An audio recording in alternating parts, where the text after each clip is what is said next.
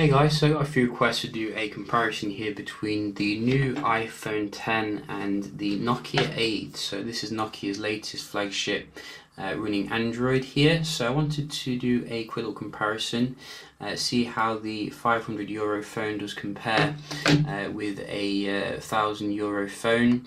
Can you get a similar kind of experience here overall? You know, it's packing quite nice technology in terms of the camera. The form factor is a little bit lame and the screen leaves a bit to be desired, but we're just going to start them up at the same time and see.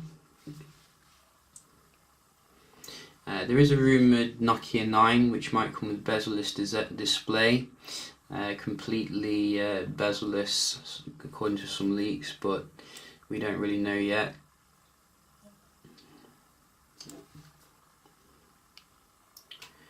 So you can see the Nokia definitely boots down faster here.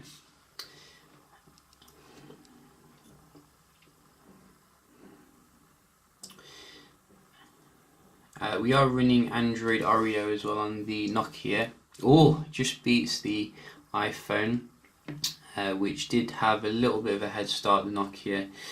So we can just see how they do compare here. One annoying thing on the Nokia I've noticed is that this annoying feedback thing won't go away no matter what you do. Like I've tried, I'm not going to leave feedback, I don't have the time for it, but no matter what I do, I can't seem to get rid of it. It's like permanent notification. So it's little things like that which you will have to deal with you know, Android here, but nevertheless we're just going to make sure everything's closed down and see how they do compare here. So a few apps, starting off the basic ones, and you do get a nice flagship level processor in the Nokia, but the problem is some of the software is kind of like rough, like the camera app for example, which kind of brings the speed down a little bit.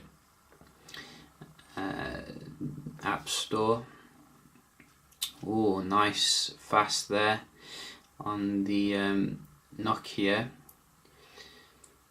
So we're still loading on the iPhone, and let's try some basic apps such as these ones.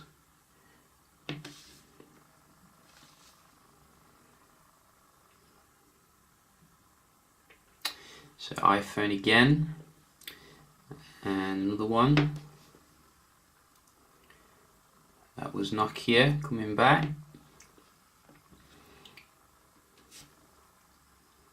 Nokia again, very nice. Nokia again.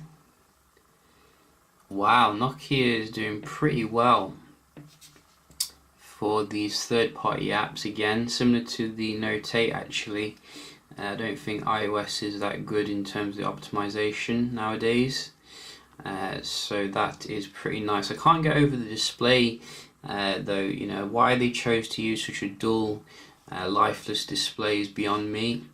It is on the full brightness as well, so that, you know, is quite disappointing. Let's just have a look at the web browsing speeds.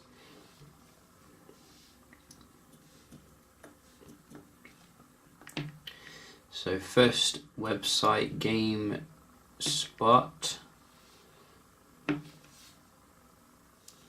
Nokia there, very nice quick load.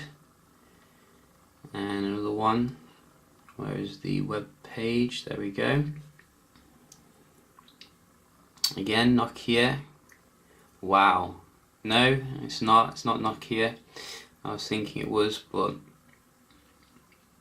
you can get Doom on the Switch now. Interesting.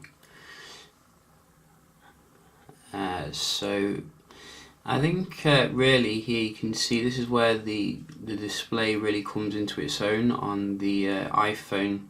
You know, absolutely blowing away the experience on the Nokia really, because of the full kind of proportion as well. So let's just try Phone Arena.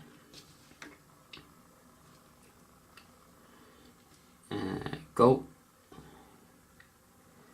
So quite similar here. I think the iPhone was a little bit faster, but not huge.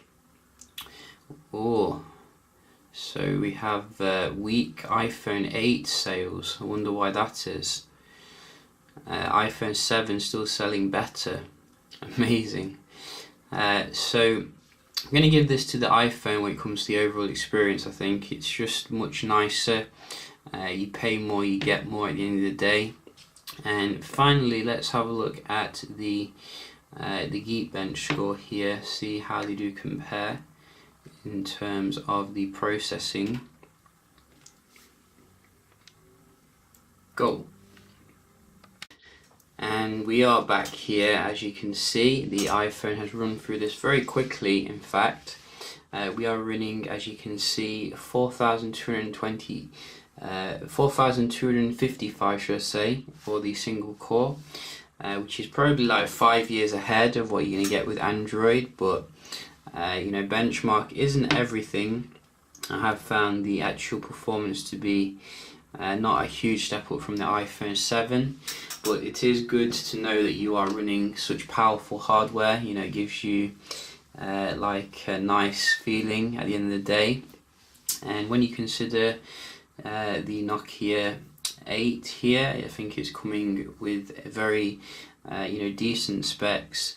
I don't think it's going to get even a quarter of the score when it comes to the single core. Well, it might do actually. It might get half. I think about half the score for the single core. This is on Oreo as well, so it might be a little bit better than what you got with Nugget. And as you can see, it is about half here, and the multi-core a little bit better there. But you can really see here, I think if Nokia wants to compete, they definitely need to you know, invest in some processing power somehow, you know, because they are owned by, I think, HMD now, so it would be worthwhile going forward. So yeah, just a quick little comparison here between the iPhone 10 and the Nokia 8. Obviously, you know, if you're looking at the Nokia 8, it's a good package here. Personally, I'd say the OnePlus 5 or OnePlus 5T is slightly better overall, except for the camera.